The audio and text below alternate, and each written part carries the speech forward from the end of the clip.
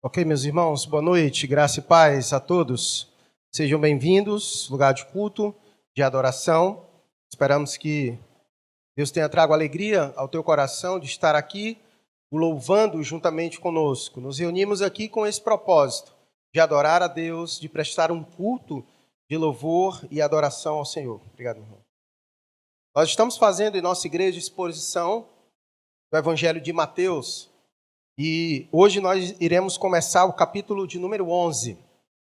Convido você, assim, a abrir sua Bíblia em Mateus, capítulo de número 11.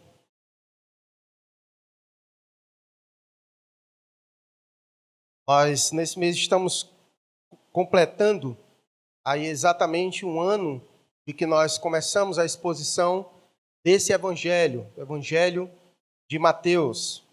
E nós concluímos o capítulo 10 no domingo passado, e hoje estaremos começando o capítulo de número 11. Então, se você tem interesse de acompanhar todo este ano de pregação neste Evangelho, do capítulo 1 até o capítulo 10, você pode entrar no canal no YouTube de nossa igreja e acompanhar lá todas as mensagens que estão disponíveis para que você possa acompanhar e ser abençoado através da exposição desse maravilhoso Evangelho, que é o Evangelho de Mateus. E hoje nós estaremos começando o capítulo 11, nós vamos do verso 1 ao verso 15, nesta noite. Mateus capítulo 11, do verso 1 ao verso 15. Todos encontraram? Podemos ler? Acompanhe comigo a leitura. Ora, tendo acabado Jesus de dar essas instruções a seus 12 discípulos, partiu dali a ensinar e a pregar nas cidades deles.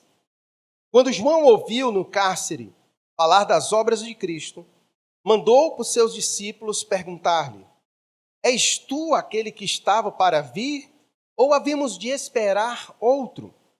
E Jesus, respondendo, disse-lhes: Ide e anunciai a João o que estáis ouvindo e vendo. Os cegos veem, os coxos andam, os leprosos são purificados, os surdos ouvem, os mortos são ressuscitados, e aos pobres está sendo pregado o evangelho. E bem-aventurado é aquele que não achar em mim motivo de tropeço.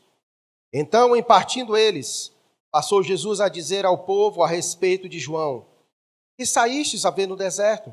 Um caniço agitado pelo vento? Sim, que saístes a ver? Um homem vestido de roupas finas? Ora, os que vestem roupas finas assistem nos palácios reais. Mas para que saístes? Para ver um profeta? Sim, eu vos digo, e muito mais que profeta. Este é de quem está escrito: Eis aí eu envio diante da tua face o meu mensageiro, o qual preparará o teu caminho diante de ti. Em verdade vos digo, entre os nascidos de mulher, ninguém apareceu maior do que João Batista, mas o menor no reino dos céus é maior do que ele. Desde os dias de João Batista até agora, o reino dos céus é tomado por esforço, e os que se forçam se apoderam dele. Porque todos os profetas e a lei profetizaram até João. E se o quereis reconhecer, ele mesmo é Elias, que estava para ouvir. Quem tem ouvidos para ouvir, ouça. Vamos orar, pedir ao Senhor que nos abençoe na exposição da sua preciosa palavra. Deus querido e bendito, louvado seja o teu santo e poderoso nome. Nós te agradecemos pelo privilégio de poder adorar e bendizer um Deus tão grande como o Senhor. Esperamos, ó Deus, que o Senhor tenha recebido do teu povo a adoração que te convém, que lhe pertence ao Senhor. Pai, nós suplicamos a Ti neste momento, que o Senhor abra o nosso entendimento, que o Teu Espírito Santo ilumine a nossa mente, o nosso coração, nos ajudando a compreender as verdades da Tua palavra.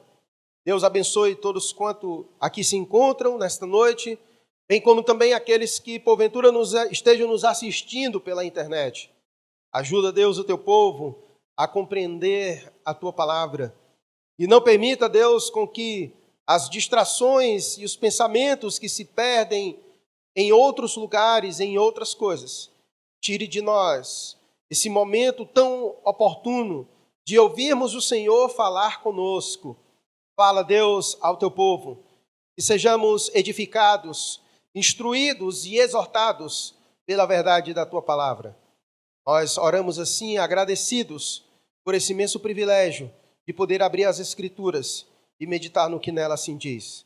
Oramos no nome de Jesus. Amém.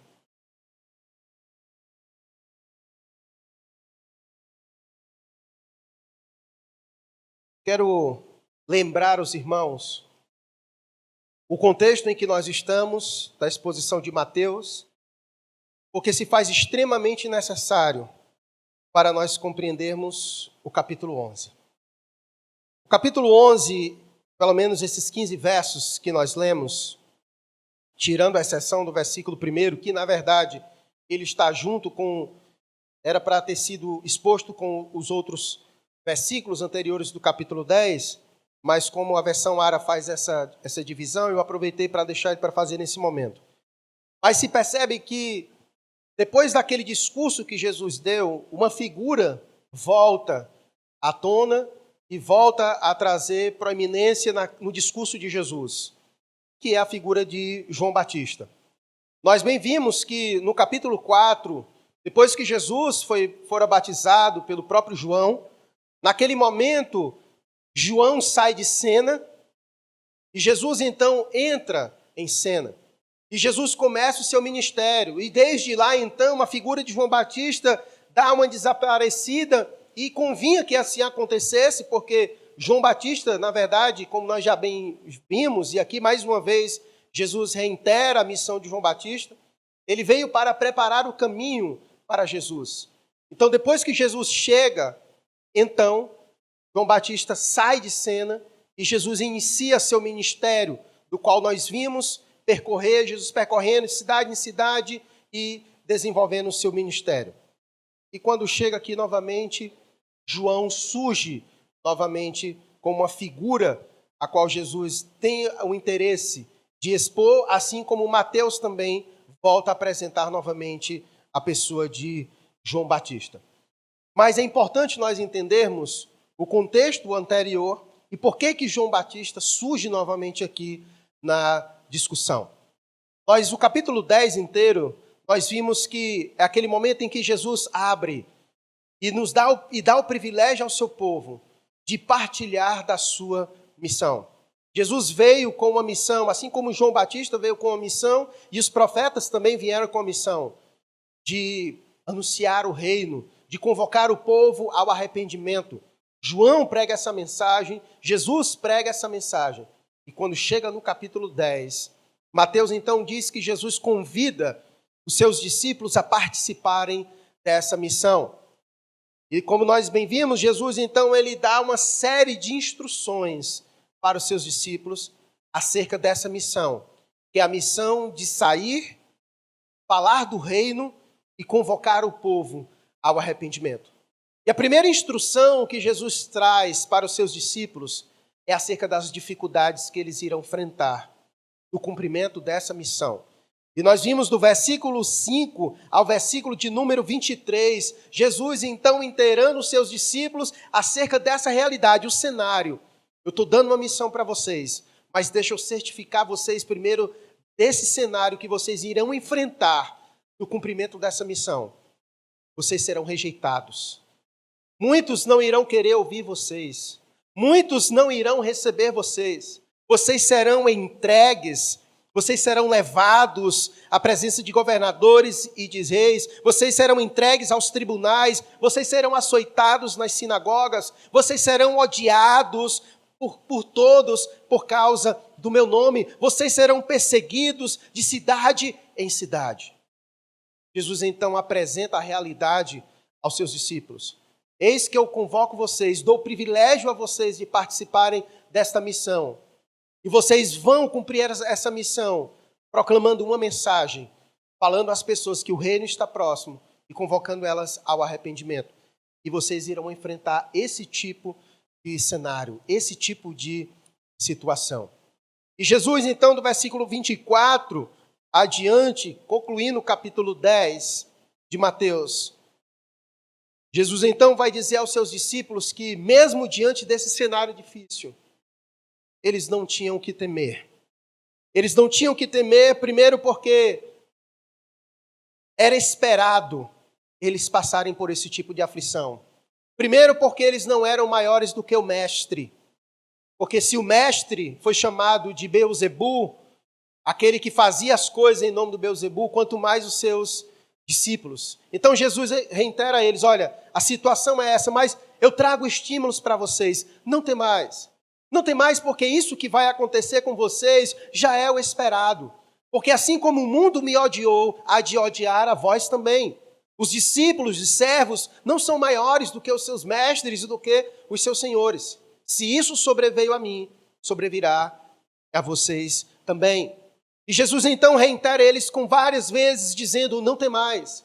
Não tem mais aqueles que podem matar o corpo de vocês no cumprimento dessa missão.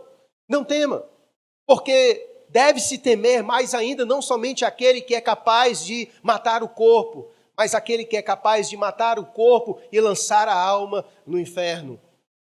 E Jesus prossegue, então, trazendo estímulo aos seus discípulos, dizendo, olha, não tem mais. Não tem mais porque vocês valem muito mais do que qualquer outra coisa da criação. E ele usa, inclusive, os pardais como exemplo, de dizer que uma criatura tão insignificante aos olhos dos homens, com um valor tão baixo, e Jesus vai dizer, olha, o Pai sabe quando cada uma delas é abatida, isso mostra o cuidado de Deus com toda a criação, até mesmo com os seres de menos valor entre os homens, quanto mais vocês. Deus conhece, inclusive, cada cabelo que é contado de sua cabeça. Não tem mais, porque Deus cuida de nós. Ele prossegue com uma série de estímulos, dizendo, olha, mesmo diante desse quadro difícil, se mantenham firmes. Se mantenham firmes porque a confissão de vocês aqui irá determinar também a confissão de Cristo diante do Pai. O cenário é difícil e a tentação de abandonar o barco também, de pular fora dessa missão também, mas nós não temos a opção de pular fora dessa missão. Todos nós somos convocados a participar desta missão. E ele diz, olha, aquele que me confessar diante dos homens, eu também o confessarei diante do meu Pai.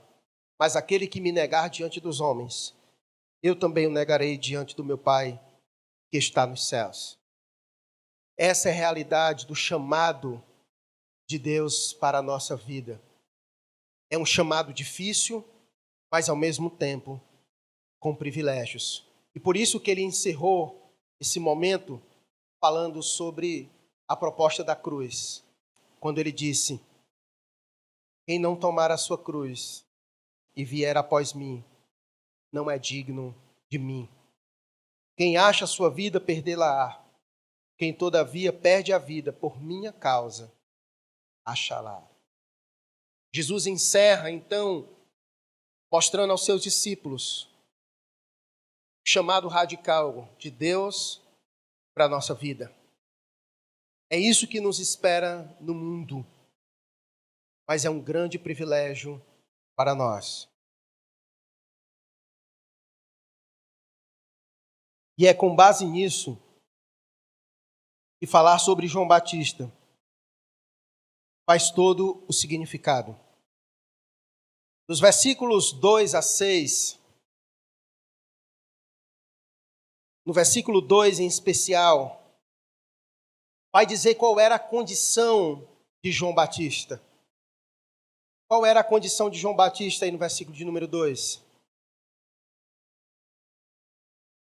João estava o quê? Pergunta por que ele estava preso. Qual foi o crime de João Batista? Qual era a mensagem de João Batista primeiro? Qual era a mensagem de João Batista? Arrependei-vos, porque está próximo o reino dos céus. João Batista era o homem que não mudava a sua mensagem, não podia mudar a mensagem. Aprendemos isso. Muda-se o mensageiro, mas a mensagem permanece. João continua com a sua mensagem, e a sua mensagem incomodou muita gente. Do menor ao maior, dos líderes religiosos aos ateus, não me importa, a mensagem de João Batista incomodou muita gente, em especial uma pessoa que ele meteu no cárcere. Quem foi esse que meteu João Batista no cárcere? Herodes. Herodes colocou João Batista no cárcere, na prisão. E por que que ele fez isso? Vejamos o capítulo 14 e nós voltaremos para cá, só para situar você, entender o porquê que João Batista foi colocado lá. E por que que essa mensagem da missão de Jesus, nós conseguimos ver a aplicação dela na vida de João Batista.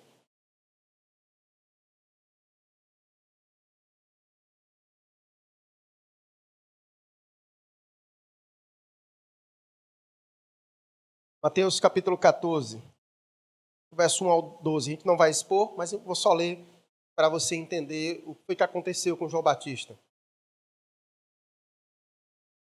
Por aquele tempo, ouviu o tetrarca Herodes a fama de Jesus e disse aos que o serviam: este é João Batista, ele ressuscitou dos mortos, e por isso nele operam forças miraculosas. Porque Herodes, havendo prendido e atado a João, o metera no cárcere, por causa de Herodias, mulher de Filipe, seu irmão. Pois João lhe dizia: não te é lícito possuí-la. E querendo matá-lo, temia o povo, porque o tinham como profeta. Ora, tendo chegado o dia natalício de Herodes, dançou a filha de Herodias diante de todos e agradou a Herodes, pelo que prometeu com juramento dar-lhe o que pedisse. Então ela, instigada por sua mãe, disse: dá-me aqui num prato a cabeça de João Batista. Entristeceu-se o rei, mas por causa do juramento e dos que estavam com ele à mesa, determinou que lhe dessem. E deu ordens e decapitou a João no cárcere. Foi trazida a cabeça num prato e dada à jovem, que a levou à sua mãe. Então vieram seus discípulos, levaram o corpo e o sepultaram. Depois foram e anunciaram a Jesus. Vamos voltar para o texto. Essa era a situação de João Batista. E, portanto, não havia exemplo melhor para Mateus colocar e para Jesus apresentar do que João Batista. Jesus acabara de dizer que cumprir a missão, Jesus acabara de dizer que pregar essa mensagem do reino iria trazer consequências para nós. Quais foram? Nós seríamos odiados, seríamos levados, perseguidos, odiados por causa do nome de Cristo. E João Batista é exatamente a prova disso. Herodes não suportou a verdade dita por João Batista. A verdade é que o mundo não tolera a verdade do Evangelho. Por isso que crucificaram Cristo, o Rei da Glória, porque amaram mais as trevas do que a luz, porque as suas obras eram más. Por isso que Jesus testificou aos seus discípulos: olha, assim como me odiaram, vão odiar a vós também, por causa do meu nome, por causa da mensagem que acompanha vocês, a mensagem do confronto, do convite, a mensagem que vai ao pecador, que diz: arrependa-se. E foi exatamente isso que João Batista fez quando confrontou Herodes com o seu comportamento. Arrependa-se. Isso que você está fazendo não é certo. A mulher que tu possuiu não te pertence. E por causa disso, João Batista foi colocado na prisão. E por não negociar a verdade, por ser o mensageiro da verdade, teve a sua cabeça decepada, infelizmente. Então Jesus encerra aquele discurso do tomar a sua cruz e segui-lo, das dificuldades de cumprir a missão, apresentando o exemplo da figura de João Batista. O que pode acontecer? O que pode acontecer com aquele que carrega esta mensagem? A Bíblia, na verdade, irmãos, é muito realista. Inclusive, nós temos falado sobre isso e nós falamos isso nos sermões passados. João Batista foi decapitado por pregar essa mensagem. Jesus foi crucificado ao pregar esta mensagem. Mas o incrível é que nós esperamos ser tratado com flores. nós esperamos tolamente sermos tratados com flores. Só tem uma maneira de nós sermos tratados com flores nesse mundo. É se nós fizermos aquilo que Jesus falou no versículo 32 do capítulo 10. É só se nós o negarmos diante dos homens. Se nós fizermos isso, talvez ele nos dê flores. Caso contrário, a expectativa sobre nós é hostilidade. É hostilidade. Porque o mundo não tolera a mensagem e nem o mensageiro dessa mensagem. E por isso que eu quero, nessa noite, meditar com os irmãos sobre 3 razões pelas quais, nesse momento, Mateus trouxe de volta a pessoa de João Batista. E Jesus trouxe um discurso, um testemunho maravilhoso acerca de João Batista, depois dele ter falado das dificuldades que é ser um discípulo de Jesus, de levar essa mensagem. A primeira razão pela qual João Batista foi colocado aqui, exatamente nesse momento, depois de Jesus ter nos certificado sobre as dificuldades que nós enfrentaríamos em cumprir a nossa missão. A primeira dela é que João Batista, eu já disse isso, eu quero aproveitar ela como a primeira, de que João Batista é exatamente a prova de tudo que Jesus falou. Ele deu o discurso e ele mostrou na prática, na vida de João Batista, o que pode acontecer exatamente conosco. O que ele acabara de dizer aconteceu exatamente com João Batista.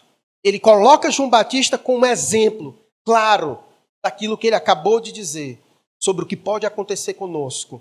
Não somente o que pode, mas o que vai acontecer conosco. É só você ler as Escrituras, quando nós chegarmos lá no final do Evangelho de Mateus, nós veremos qual é a situação. Lembra qual é o contexto da volta de Jesus Cristo? Nós vimos o texto falando sobre isso.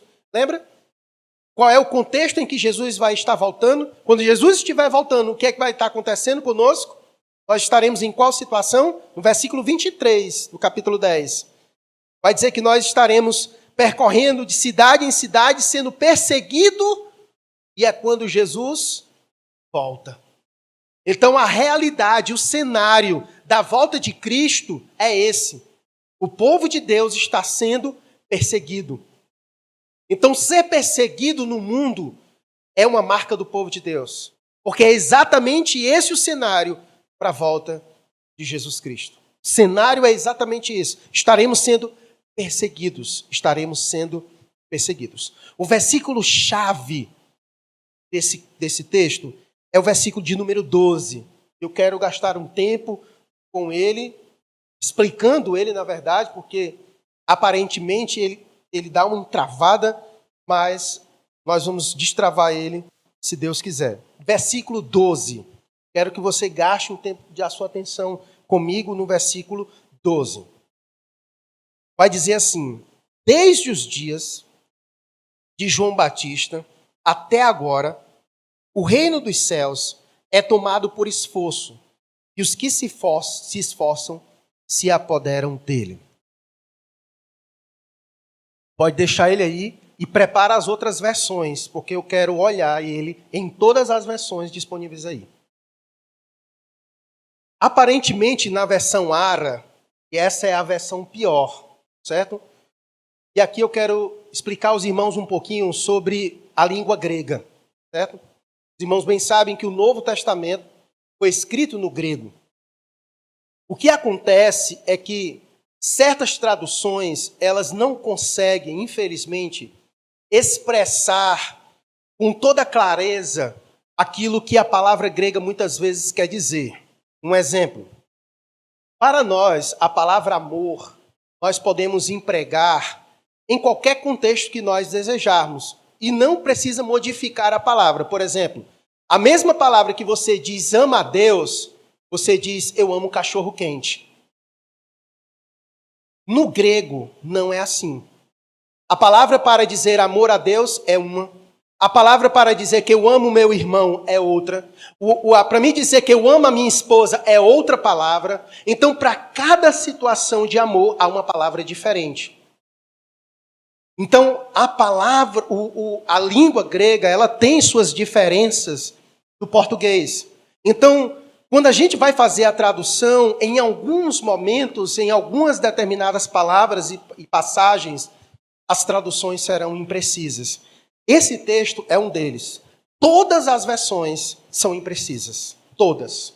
Teria que se formular uma nova versão para dar um melhor sentido ao versículo 12. E eu vou explicar por quê. Aparentemente, no versículo 12, quando você lê, a intenção que dá é que parece que o reino de Deus, ele pode ser tomado e adquirido pelo nosso próprio esforço. E é exatamente uma contradição daquilo que tudo Jesus já vem dizendo. Que qualquer pessoa pode tomar posse e entrar no reino de Deus à força. Eu quero entrar e eu vou entrar e não importa o que aconteça, quem manda aqui sou eu, basta eu ter força e eu entro e pronto, me garanti. A impressão, a primeira leitura é essa, não é essa a primeira, assim, a impressão que a gente tem, fazer a leitura, né? Que o reino dos céus é tomado por esforço e os que se esforçam se apoderam dele. Então, para mim entrar no reino, basta eu me esforçar. Não preciso de Jesus, não precisa da morte de Jesus, não precisa de nada, basta eu me esforçar. Por isso que é estranho a tradução, certo? Mas eu quero colocar algumas traduções que podem nos ajudar a compreender melhor e depois eu vou explicar qual é o melhor sentido. Inclusive, vários autores, eles dão qual seria a melhor tradução, mas infelizmente nós não temos nenhuma tradução que melhor expresse.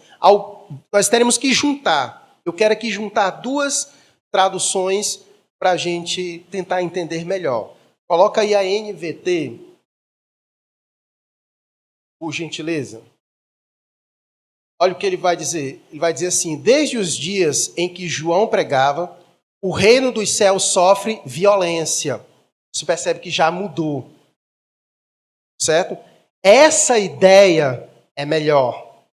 Essa ideia é muito melhor do que a Ara, que diz exatamente isso, que o reino dos céus sofre violência e pessoas violentas o atacam. Essa versão é ótima, só que ela ainda tem um problema, porque ela apresenta duas negativas, certo? A ideia de que os reinos dos céus sofrem violência e pessoas violentas o atacam. É como se fosse uma só, duas sentenças, certo? Duas sentenças em uma, certo? Mas essa é uma ideia que expressa bem o real sentido do texto no original. Coloca a NTLH. Ela é muito boa nesse contexto, certo? É uma paráfrase ótima sobre esse texto. Coloca a NTLH. A NAA também é muito boa. Onde vai dizer, olha, o reino do céu tem sido atacado com violência. E as pessoas violentas tentam conquistá-lo. A segunda parte, ela já não se encaixa com a primeira. Mas a ideia dessa primeira parte, o reino do céu tem sido atacado com violência, certo? Coloca agora aí em versão NAA e deixa lá a NAA. E a gente fica nela para a gente encerrar. Então, desde os dias de João Batista até agora, o reino dos céus sofre violência e os que usam de força se apoderam dele. Pode deixar aí, tá certo? Vai dar para a gente explicar. O que o texto está querendo dizer, a primeira parte, é exatamente aquilo que Jesus já falou no capítulo 10 inteiro. Reino dos céus sofre violência. Quem ele está mostrando no capítulo 11 que está sofrendo violência? João Batista. João Batista. Então, é exatamente essa ideia, que ao longo da história, o que fica evidente é que o reino de Deus, ele sofre violência. Pessoas atacam fortemente o reino de Deus. E foi exatamente isso que Jesus veio dizendo no capítulo 10. que o povo de Deus, aqueles que iriam anunciar que o reino de Deus está próximo, eles seriam perseguidos, seriam odiados, e a prova disso é o que está acontecendo com João Batista. A violência que João Batista está sofrendo, a violência que sofrem todos aqueles que levam a mensagem do reino. Faz sentido? Faz sentido? Essa é a melhor ideia. O reino dos céus sofre violência. O reino dos céus sofre violência. E a segunda parte, a ideia é que os que usam de força se apoderam dele. A ideia é do discipulado, aqui é a forma positiva, de que trilhar no reino de Deus, aqueles que são chamados a caminhar no reino de Deus, esses vivem e entram no reino de Deus com dificuldades, porque é marcado com essa dificuldade. Assim como eles sofrem a violência, o reino de Deus sofre a violência, aqueles que fazem parte do reino sofrem a violência, e viver o reino de Deus é difícil, é penoso, é carregar a cruz, é sofrer toda essa violência, e por isso que ele usa essa ideia da dificuldade. Então ele diz, os que usam de força se apoderam dele. Essa força é isso, aqueles que suportam, aqueles que vão até o fim. Inclusive o Guilherme tinha feito até a pergunta do versículo 10, da ideia de que aqueles que perseveram até o fim serão salvos. A ideia é essa, né? Dessa dificuldade, né? Eles não são salvos porque perseveram, mas perseveram porque são salvos, né? Então essa dificuldade, a nossa vida cristã é marcada por essa dificuldade, e aqueles que perseveram até o fim serão salvos. Serão salvos. Porque assim como o reino sofre toda essa dificuldade, homens violentos batem no reino, fazem dificuldade, fazem violência no reino, aqueles que são do reino sofrem. Eles precisam perseverar. Trilhar esse caminho do reino não é fácil, é difícil. Por isso que esse versículo 12, ele é chave para esse entendimento. E João Batista é uma figura que é apresentada como exemplo para nós compreendermos.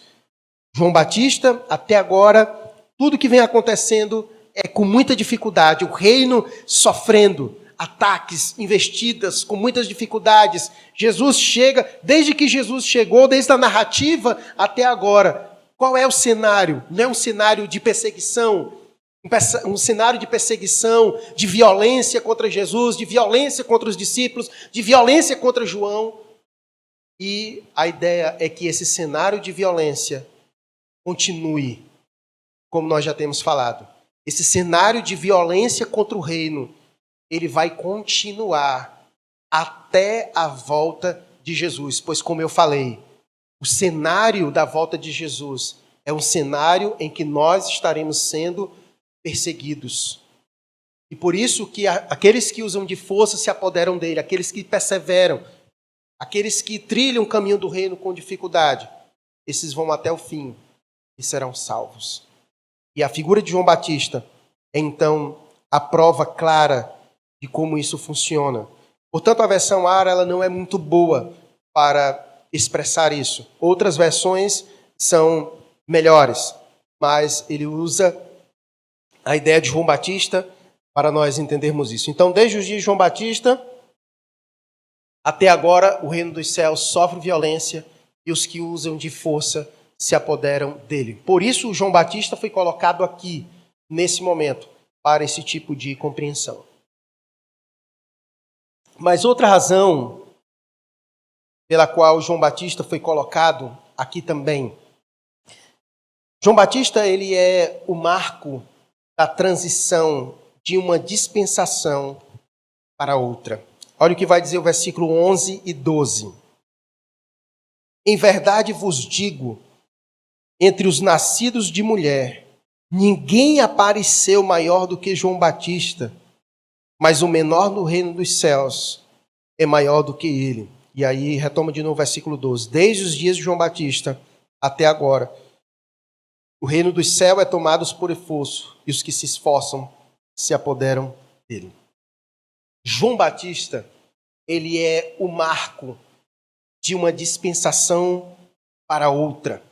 João Batista, ele é o último profeta da antiga aliança. Ele é o último, como vai dizer o versículo 13. Porque todos os profetas e a lei profetizaram até quem? Até João. O versículo 13 é exatamente isso. Porque todos os profetas e a lei profetizaram em João. João é o último profeta da antiga aliança. Então ele é um marco. Ele é um marco. Ele é aquele que vem para preparar o caminho para Jesus. E ele é um marco. Porque a antiga aliança, ela é marcada de João Batista para trás. E de Jesus para frente, inicia-se uma nova aliança de Deus com os homens. Então, João, ele é o marco dessas alianças, onde nós falamos da antiga aliança e da nova aliança que Deus faz na pessoa de Jesus Cristo por meio do seu sacrifício. Então, João Batista, ele é um marco de uma transição, de uma dispensação para outra. Por isso, a importância de João Batista. Por isso, Jesus disse no versículo 11, em verdade vos digo, entre os nascidos de mulher, ninguém apareceu maior do que João Batista. Ninguém apareceu maior do que ele. Até João, ele foi o maior. Isso pode chocar, porque quando a gente vai fazer na leitura, a gente encontra vários personagens que saltam aos nossos olhos, que são personagens que foram grandemente usados por Deus. Mas Jesus, é Jesus dizendo aqui, viu? Não é ninguém não.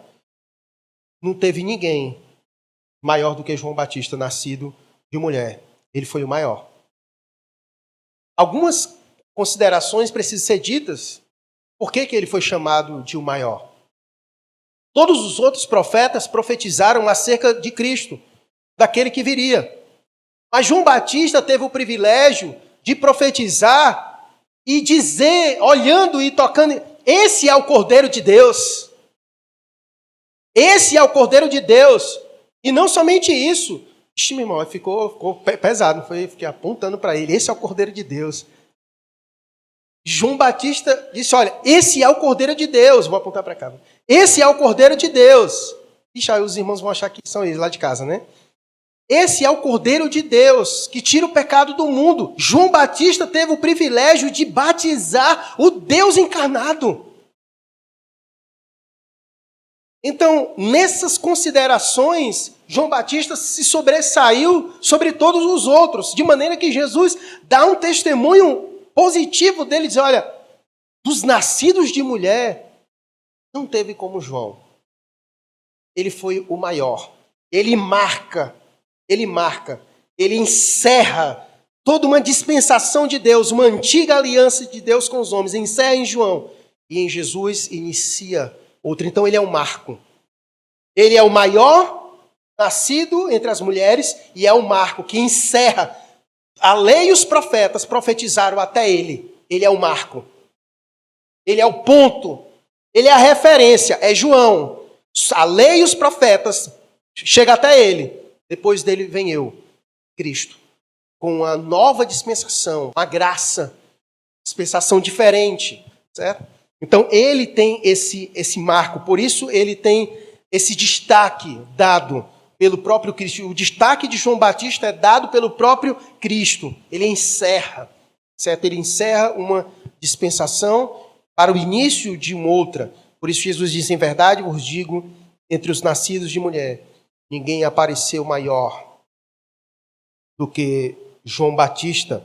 Mas, ao mesmo tempo, prossegue dizendo, o menor no reino dos céus é maior do que ele. E aqui uma coisa a dizer para você. A falta de entender isso, muitas vezes, é refletido em nossos discursos.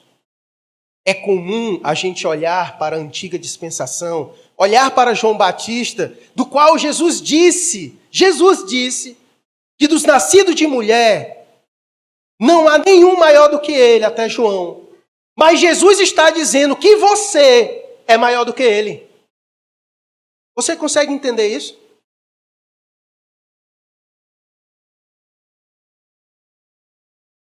Jesus está querendo dizer, ele está querendo fazer uma comparação clara entre uma dispensação e entre a outra dispensação. João Batista é o maior da antiga dispensação, mas o menor, nesta agora nova, é maior do que o maior da antiga, que é João Batista. Portanto, quando você fica naquele chororô, eu queria ser Samuel para ouvir Deus falar o meu nome. Essa dispensação é pequena comparada agora. Nem João Batista, nem nenhum deles tinha o privilégio que você tem de ser templo do Espírito Santo de Deus. Nenhum deles. Não existe intimidade maior com Deus do que a que nós temos hoje. Não existe.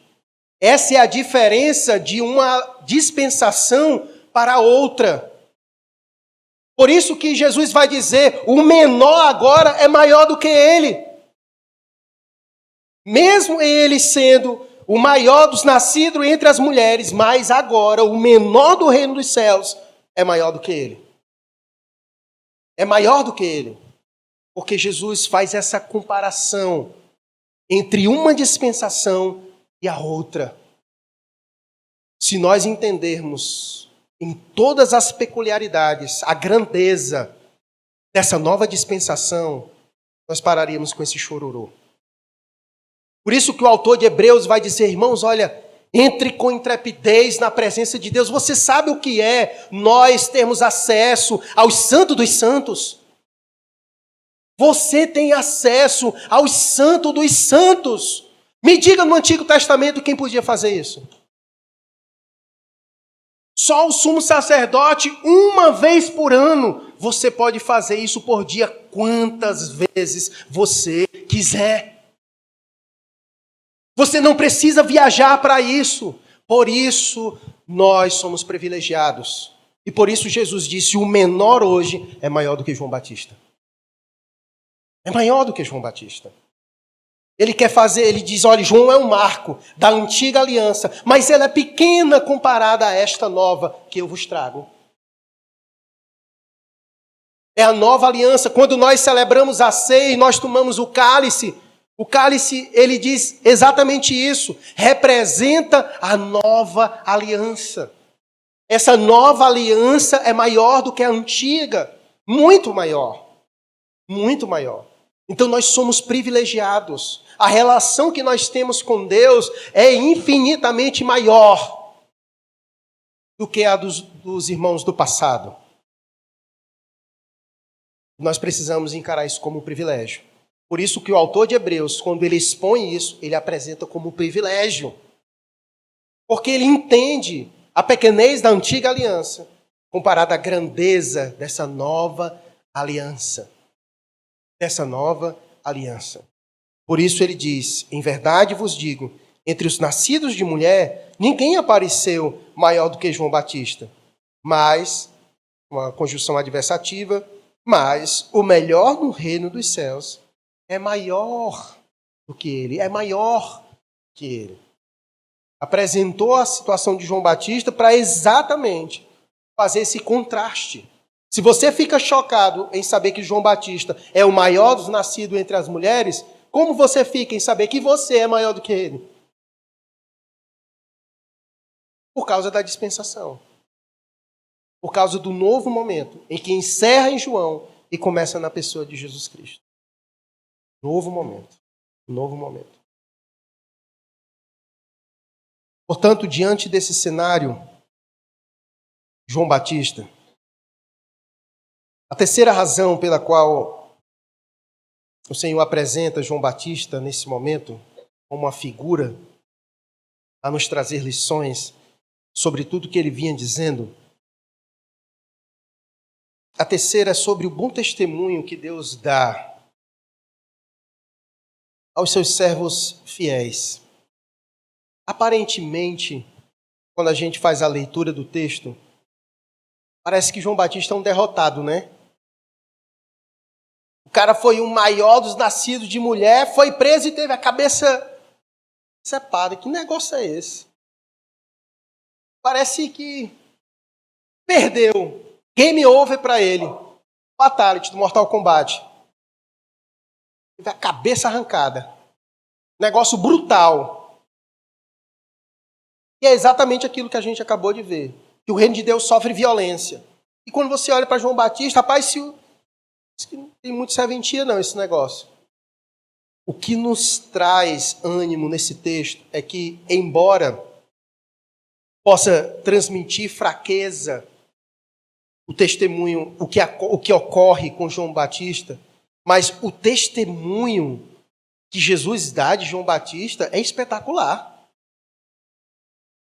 Aqui não é outra pessoa que está falando de João Batista, não. É o próprio Jesus dando testemunho de João Batista. Enquanto talvez para Herodes e para todos aqueles que estavam ali presenciando tal coisa, com a cabeça de João Batista e todos, sei lá, zombando, brincando, mostrando a fraqueza de João Batista, que não pôde fazer nada enquanto eram agarrados e cortavam-lhe a cabeça. Talvez naquele momento João Batista foi só motivo de piada, enquanto a sua cabeça era apresentada em um prato, enquanto todos estavam ali festejando, como nós vimos no capítulo 14, na festa. Mas o que Deus diz desse homem? O que Deus diz desse homem? O que Jesus diz desse homem? E o que Jesus diz dele é fantástico. Eu quero lembrar você. Versículo 7. Então, em partindo eles, passou Jesus a dizer ao povo a respeito de João Batista: que saístes a ver no deserto? Um caniço agitado pelo vento? Sim, que saístes a ver? Um homem vestido de roupas finas? Ora, os que vestem roupas finas assistem nos palácios reais. E aqui uma piadinha, uma ironia para Herodes. Mas para que saístes? Para ver um profeta? Sim. Eu vos digo, e muito mais que profeta. Este é de quem está escrito: eis aí eu envio diante da tua face o meu mensageiro, o qual preparará o teu caminho diante de ti. Em verdade vos digo, entre os nascidos de mulher, ninguém apareceu maior do que João Batista. Testemunho que Jesus dá deste homem. Eu sei que é difícil, e o cenário é este. Jesus quer apresentar isso, essa dificuldade mesmo do reino. O reino sofre violência. Ele passou o capítulo 10 inteiro falando sobre essa violência, sobre a perseguição, sobre as dificuldades, sobre onde seremos levados, entregues a tribunais, todas essas dificuldades, açoitados, perseguidos e até mortos. Como essa é a história dos mártires, como essa é a história da igreja, como essa é a história dos profetas, como essa é a história do Cristo. Essa é a história do povo de Deus, uma história marcada por sofrimento, por dificuldade. As trevas, ela ataca com violência o reino de Deus. Eu sei que é difícil, e talvez aos olhos do mundo nós somos perdedores. Talvez sejamos motivos de sermos zombados, motivos de piadas. Eu creio que talvez você, como servo de Deus, passou por isso, talvez no ambiente de trabalho, passou talvez por isso num ambiente de universidade, onde você dizer que é cristão parece um ataque à intelectualidade. Como pode no século 21 você ainda acreditar nessas coisas? Nós sofremos todo tipo de afronta e sofreremos. E talvez o testemunho do mundo a nosso respeito seja dos piores possíveis. Mas se tem uma coisa que nos anima, é o que Deus pensa ao nosso respeito. O que Deus pensa ao nosso respeito. É isso que de fato deve nos preocupar. João Batista não estava preocupado com o que Herodes pensava ao seu respeito. Os profetas, os homens de Deus, eles não estavam preocupados com o que as autoridades pensavam a seu respeito. Mas, na verdade, só havia um testemunho que importava de fato para todos eles: o que Deus pensava acerca deles. O que Deus, de fato, pensava acerca deles. Como já foi dito aqui, e nós já vimos, é um privilégio sofrer violência pelo reino de Deus. Lembra os textos que nós vimos nos domingos passados? Os discípulos que, depois, após serem açoitados, saíam jubilosos e regozijando por terem sido dignos de terem sofrido pelo nome de Cristo. É um privilégio para nós, porque não importa o testemunho que o mundo dá para nós, o mais importante é o que de fato Deus pensa acerca de nós. O que nós ouviremos quando nós encontrarmos com o Senhor. Isso que de fato é o mais importante.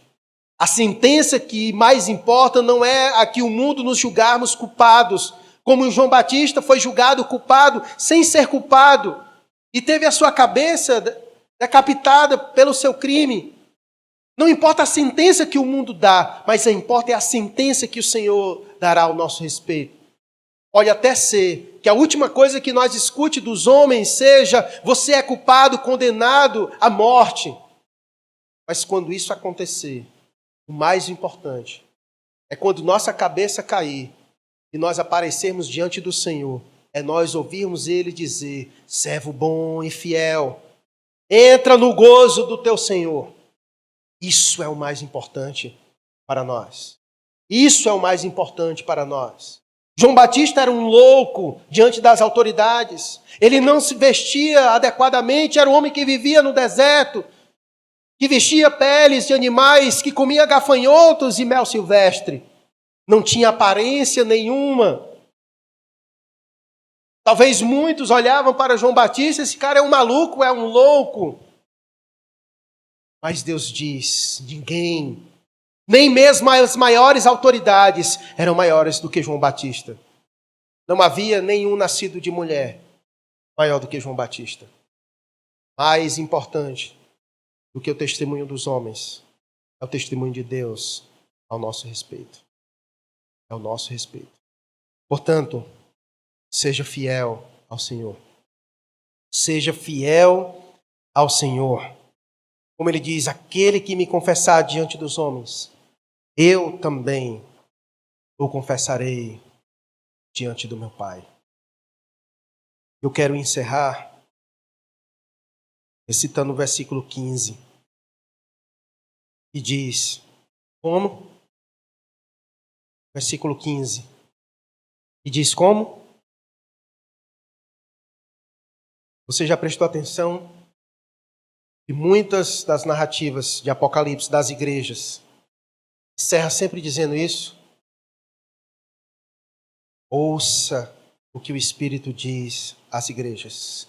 Ouça, quem tem ouvidos para ouvir, ouça essa realidade. Abrace isso, absorva isso, internalize isso em você. Essa é a verdade de Deus. Vamos orar por isso e pedir ao Senhor que nos ajude. Ouça isso. Você ouviu nesta noite